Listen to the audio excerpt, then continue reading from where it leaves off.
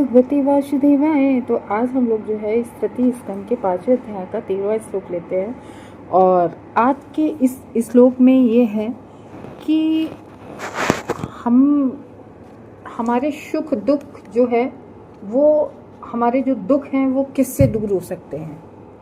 यानी कि भगवान की कथा से सभी दुखों की निवृत्ति किस तरीके से होती है।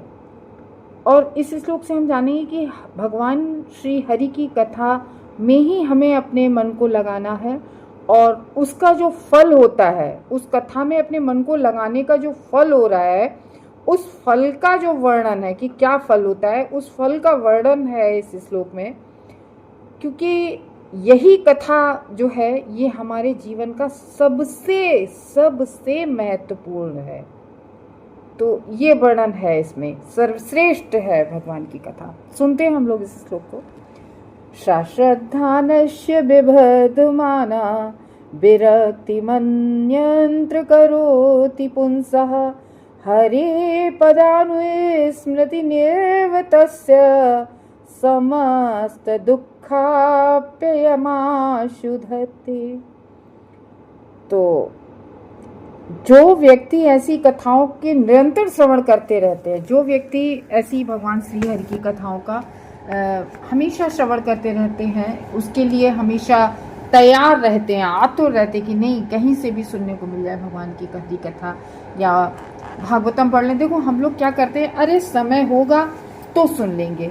मतलब यही तो हम बद्ध जीवों की यही तो खासियत है कि हमारे लिए सारे काम बड़े इम्पोर्टेंट रहते हैं। हमें खाना बनाना है, हमें खाना खाना है, या हमें नौकरी करनी है, या हमें मार्केटिंग करनी है। मतलब सारे समय मिला तो कथा सुन लेंगे, हम लोगों का यही तो रहता है। जबकि ये कार्य सबसे ज़्यादा इम्पोर्टेंट है हमारे जीवन का, ठीक है ना। देखो हम लोग क्या करते हैं कि हम लोग मोस्टली क्या करते हैं कि कर्म कांड में ज़्यादा बहुत फंसे रहते हैं, और जबकि वो कर्म कांड हमारे लिए अस्थाई है, मतलब स्थाई नहीं है। क्योंकि हमारा जब तक ये शरीर है तब तक के लिए तो हम मांगते हैं, और हम लोग हमेशा क्या चाहते हैं, हमें दुख ना मिले, हमें बस सुख मिलते रहें, ठीक है ना। लेकिन एक्चुअली में कभी ऐसा होता है, कौन चाहता है कि हमें दुख मिले? कोई भी नहीं चाहता है। तो जब हमें सुख दुख सब कुछ हमें हमारे जो भी कुछ हमारे जो पूर्वजन्म के कर्म होते हैं, जो प्रारब्ध होता है, उसके हिसाब से मिलते हैं या भगवान देते हैं। तो फिर यहाँ पर वही बता रहे हैं कि लेकिन कृष्ण कथा, क्योंकि हम जब है ना, हम जब कृष्ण कथा में हम रुचि रखेंगे, कृष्ण कथा सुनेंगे, तो अपने आप, कल के श्लोक में हम लोगों ने जाना, अपने आप ग्राम में वार्ता, यानी कि क्या, उसका लड़का क्या कर रहा है, उसकी लड़की क्या कर रही है, उसके क्या हो रहा है, उसके मतलब ये सब ग्राम वार्ता, ये इसको कहते हैं हम लोग भौतिक जगत की ये बेकार की बातें करते रहते हैं। और जब हम कथा सुनने लगते हैं तो ऑटोमेटिक इन सब बातों से विरक्त होने लगती है। अरे भाई करता होगा, हमें क्या उससे करना, हमें केवल अपनी कृष्ण कथा से मतलब। तो अपने आप श्रवण करने से भगवान से ही प्रीति होने लगती है। तो वही कह रहे हैं कि कृष्ण कथा क्रमशः अन्य सभी बातों के प्रति उसकी उदासीनता को बढ़ा देती है। यानी कि और जो भौतिक जगत की बातें उनके प्रति हम उदासीन हो जाते हैं, और जबकि हम करते क्या हैं कि हम लोग सारी जगत की बात करेंगे लेकिन कथा के प्रति उदासीन होते हैं। लेकिन जब हम कथा सुनने लगते हैं, कथा से प्रेम होने लगता है, तो क्या होता है, तो हम जगत की बातों से उदासीन हो जाते हैं। वह भक्त जिसने दिव्य आनंद प्राप्त कर लिया है, तो जो कथा सुन सुन के जिसको दिव्य आनंद प्राप्त हो जाता है, क्योंकि वो अपने आप में ही आनंदित रहता है, कथा सुनता है, भगवान के स्मरण कर करके अपना, ऐसा नहीं है कि ऐसा व्यक्ति अपने जो भौतिक कर्तव्य है, अपनी ड्यूटीज को छोड़ देता है, नहीं, करता रहता है, लेकिन अपने आप में आनंदित रहता है। उसके द्वारा श्री भगवान के चरण कमलों का ऐसा निरंतर स्मरण, क्योंकि वो कथा सुनेगा, तो जब सुनेगा, श्रवणम करेगा भगवान के बारे में, भगवान से प्रेम होगा, और प्रेम होगा तो भगवान का स्मरण रहेगा हमेशा। और जब स्मरण भगवान का रहता है तो तुरंत ही उसके समस्त कष्ट दूर हो जाते हैं। तो ये है, तो मतलब कहने का ही मतलब है, हमें निश्चित रूप से ये जान लेना चाहिए कि परम स्तर पर जो हमारे जीवन का जो परम लक्ष्य है, तो वो उस तक भगवान श्री कृष्ण एक है। कृष्ण कथा, भगवान श्री कृष्ण की कथा ही परम सत्य है।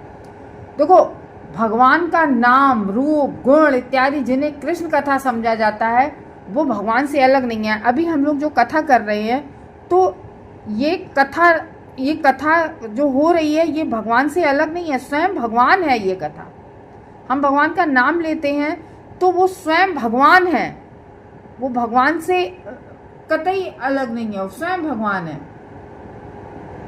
श्री भगवान ने भगवत गीता का जो उपदेश दिया था अर्जुन को, स्वयं श्री कृष्ण के ही समान है वो भगवत गीता। और जब भी कोई भक्त श्रद्धा से, निष्ठा से भगवत गीता पढ़ता है या सुनता है, तो भगवान को वो स्वयं, अब क्योंकि वहां पर जहां पर भगवत गीता या भगवान की कथा हो रही होती है, अब लोग कहते हैं कि हम बहुत अच्छी बात है आप धाम यात्रा कीजिए, बहुत अच्छा है आप धाम यात्रा कीजिए, बहुत अच्छा है आप तीर्थ स्थल में जाइए, लेकिन जहां भगवत कथा पढ़ी सुनी जाती है वहां स्वयं भगवान आ जाते हैं। स्वयं भगवान, एक बार प्रभुपाद ऐसे ही बहुत एकदम भजन में अपने लीन हो गए। एक माता जी, यमुना जी माता जी गा रही थी, वो स्वयं भी उसी भजन में लीन हो गए। तो प्राय वो ऐसा करते नहीं थे, उन्हीं माता जी के साथ भजन में भजन गाने लगे। तब उनसे बाद में पूछा कि आप इतने वो हो गए थे, मतलब मंत्र मुग्ध, मतलब लीन हो गए थे, वो भजन आप गाने लगे और नृत्य करने लगे। तो बोलते हैं कि अरे भजन हो रहा था, स्वयं नारद जी यहाँ आए थे। तो यहाँ जहाँ भगवान की कथा होती है वहाँ भगवान के भक्त और भगवान स्वयं आ जाते हैं। तो वही है कि साक्षात सामने भगवान को देखता है जो भगवत गीता पढ़ता है, वह गीत। किंतु ऐसा होता है कि जो लौकिक जो लोग होते हैं, जो अपने मन से अपनी व्याख्या करने लगते हैं भगवत गीता की, कहीं किसी की, मतलब अपने मन मुताबिक व्याख्या करने लगते, तभी तो हम लोग कहते हैं कि नहीं, परंपरा से सुननी चाहिए। तो ये है, तो परंपरा रीत से पढ़ी जाए जिस रूप में स्वयं, मतलब जो स्वयं भगवान श्री कृष्ण ने संस्तुति की है। एवं परंपरा प्राप्ति भगवत गीता का श्लोक है।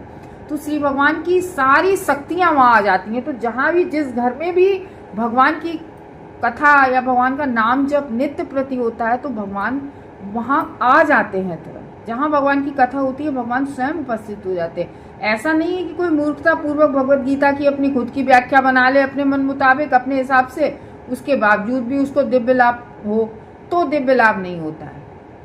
जो जैसा है उसको उसी तरीके से स्वीकार करना। जो व्यक्ति किसी प्रच्छन्न उद्देश्य के लिए भगवत गीता, यानी कि हमारा ये हो जाए वो हो जाए, कोई कृत्रिम अर्थ या व्याख्या करना चाहता है, कोई अपने मन से ही व्याख्या बना लेता है। हमने लोग देखा है कि कई अब टीकाएं लिखने लगे, टिप्पणी करने लगे अपने अपने अपने हिसाब से।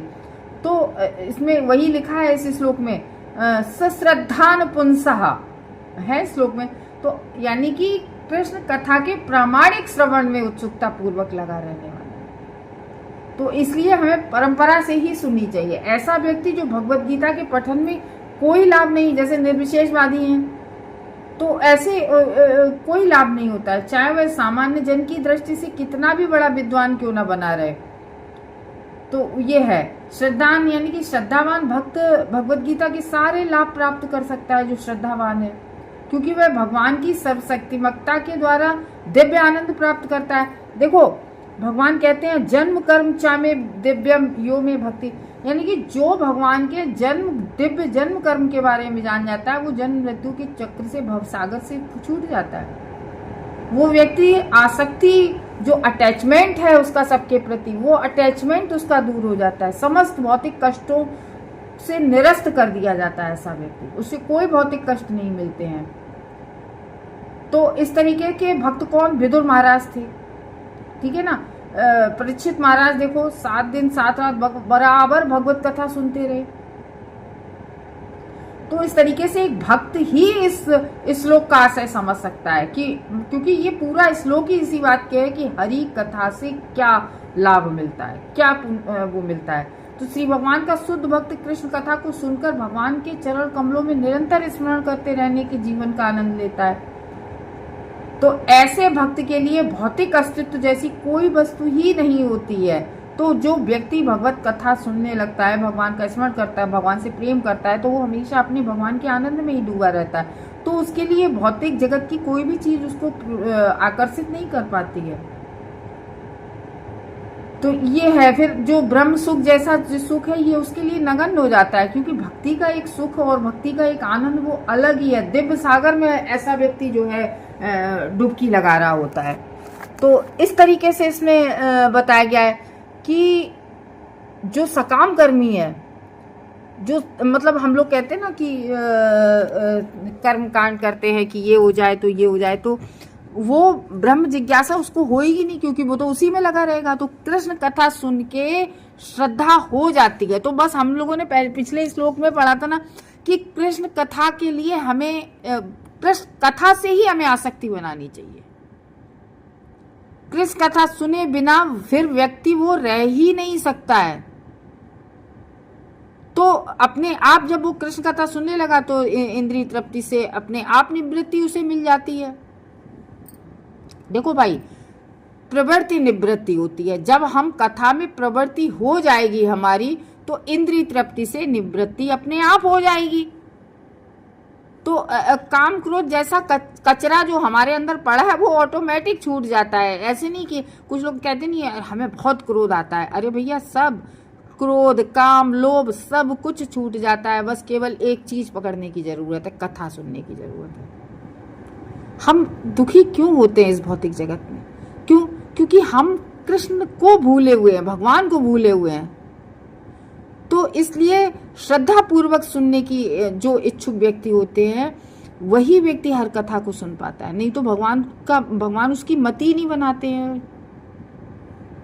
तो और जिसकी मति बन जाती है कथा में, भगवान की कथा में, उसकी क्रमशः बढ़ती चली जाती है, क्योंकि वो व्यक्ति भगवान की कथा के अतिरिक्त अन्य बातों को बड़ा अन्वयस्कता से लेता है। ये है। सोचो, शौनक आदि ऋषि जो 88,000 साधु इकट्ठे सुन रहे थे सूत गोस्वामी से, सब एक साथ विरक्त हो गए थे। तो ये है, जो रोज वाली चीजें होती हैं इनका एक अलग स्थायी प्रभाव होता है। तभी तो कहते हैं ना, नित्यम भागवत सेवया, स्थायी प्रभाव इनका पड़ता है जब हम रोज उस कार्य को करते हैं। जब हम रोज हरि कथा को सुनेंगे तो भगवान के हरि चरणों में निरंतर चिंतन करेंगे तो अपने आप उनका प्रेम होगा, उनका स्मरण होता रहेगा और इससे हमें दिव्य आनंद प्राप्त होने लगेगा। सारे दुख, समस्त कष्ट सब दूर हो जाते हैं। तो और तुरंत सारे कार्य संपन्न कर दिए जाते हैं। तो हम देखो, हमारी ये कैपेसिटी नहीं है कि हम अपना हृदय शुद्ध कर लें। हम कभी नहीं कर सकते, हम सिर के बल हो जाएं, हम नहीं अपना हृदय शुद्ध कर सकते। लेकिन हाँ, कृष्ण कथा हमारा हृदय शुद्ध कर लेगी। अगर हम कथा सुनते रहेंगे तो हमारा हृदय अपने आप शुद्ध हो जाएगा। तो इस तरीके से इस श्लोक से हमने जाना कि भगवान की कथा हमारे जीवन में कितनी इम्पोर्टेंट होती है और हमारे लिए कितनी जरूरी है। हम कितना भी पुण्य जन्म कुछ भी कार्य कर लें, मान लीजिए हमने कर्म कांड किया, हमने ज्ञान कांड किया, हमने पुण्य दान किया, अगर हमने कर्म कांड किया तो अस्थायी प्रभाव, यानी कि सिर्फ यहीं तक के लिए है। हमने जो मांगा, हमारा जब तक शरीर है ठीक है। और ज्ञान का वो भी वही है, जब तक शरीर है तब तक है। उसके बाद में अगर हमने स्वर्ग की प्राप्ति के लिए कुछ सेवा, कुछ भगवान सुख को किया, तो वो जितना हमने पुण्य कर्म किया हमें उतने दिन स्वर्ग रखा जाएगा, फिर पटक दिया जाएगा। कभी स्वर्ग उठाए, कभी नरक गिराए, वही बात आ जाती, कभी स्वर्ग उठाए कभी नरक। ये कर्म कांड की गति होती है। लेकिन भगवान की भक्ति ऐसी होती है जो क्रमशः बढ़ती चली जाती है, क्रमशः, जो कभी घटती नहीं है। हमारे कितने भी शरीर बदल जाए, कितने भी जन्म बदल जाए, क्रमशः कैरी फॉरवर्ड होके हर जन्म में जुड़ती चली जाती है। तो इसलिए हमें बहुत सजग रहना चाहिए अपने जीवन के प्रति। हमें एटलीस्ट हमें अपना ये सोचना चाहिए कि अनादिकाल से हम सब जीव, अनादिकाल से, जिसका कोई पता भी नहीं है कब से हम दुख भोग रहे हैं। क्यों? ये दुखी तो है। हम लोग सोचते हैं कि हम बहुत सुखी हैं। जन्म, मृत्यु, जरा, व्याधि, वृद्धावस्था, आज हम लोग देखते हैं, सभी लोगों का वृद्धावस्था देखते हैं, हम सभी लोग देख रहे हैं, और अपनी भी आएगी वृद्धावस्था। कितना कष्ट होता है, या इस जीवन में क्या कष्ट नहीं मिलते हैं। तो ये है, इस चक्र में हम कब से, क्यों? क्योंकि जीव भुलया। तो ये है, तो वही कहते नहीं है, देखो हम लोगों को क्यों बार बार, अब आप लोग ये कहेंगे बार बार वही बात क्यों भागवतम में आती है? हम तो कुछ कह नहीं रहे, भागवतम में वही बात आती है तो उसको हम रिपीट हो जाते। और तो वेद व्यास क्यों कह रहे हैं? वो तो इतने इंटेलिजेंट है, बार बार एक ही बात को क्यों कह रहे हैं? तो एक बात याद, बहुत ध्यान से सुनना आप, हरिर नाम हरिर नाम हरिर नाम इव केवलम। तो 3 बार आया हरिर नाम हरिर नाम हरिर नाम। क्यों? क्योंकि मतलब कोई बात 3 बार तभी रिपीट की जाती है कि ऐसा करना है, ऐसा करना है, ऐसा करना है, मीन्स करना है। हम लोग अपने बच्चे को कहते हैं देखो भूलना नहीं, देखो भूलना नहीं। हम लोगों के यहाँ कोई मार्केट जाता है, कोई बहुत इंपॉर्टेंट चीज मंगानी होती है, भूलना नहीं, ये चीज भूलना नहीं, ऐसी चीज करते ना। तो वही तो इस श्लोक में क्यों महाप्रभु भी कह रहे हैं हरि नाम के जोड़कर, हरिर नाम हरिर नाम हरिर नाम इव केवलम कलौव नास्तेव नास्तेव नास्तेव रति गण्य था। यानी कि पहले तो कहा जाता है इस श्लोक में, पहले हरिर नाम 3 बार, फिर कलौव नास्तेव, यानी कि हरि का नाम ही केवल, ही और लगा है, हरिर नाम इव केवलम, केवल हरि का नाम ही केवल ऐसा है जो कलौव नास्तेव गति, जो कलयुग में वही एक केवल हमारा हमें पार लगा सकता है। तो इसलिए इस पे बड़ा जोर दिया गया है कि केवल हरि नाम, भगवान का नाम ही सबसे बड़ा है। तो इसलिए हमें कथा और नाम हमारे जीवन में कितना इम्पोर्टेंट, तो इसलिए बस ये है, इस श्लोक के माध्यम से ये शिक्षा लेनी है कि हमें भगवान की कथा और भगवान का नाम हमें सेकंड उसमें नहीं डालना है। जो हम लोग पहले अपने प्राथमिकता अपनी ड्यूटी को देते, ठीक है अपने कर्तव्य कीजिए, लेकिन प्राथमिकता दीजिए भगवान के नाम। हरे कृष्णा भक्तों।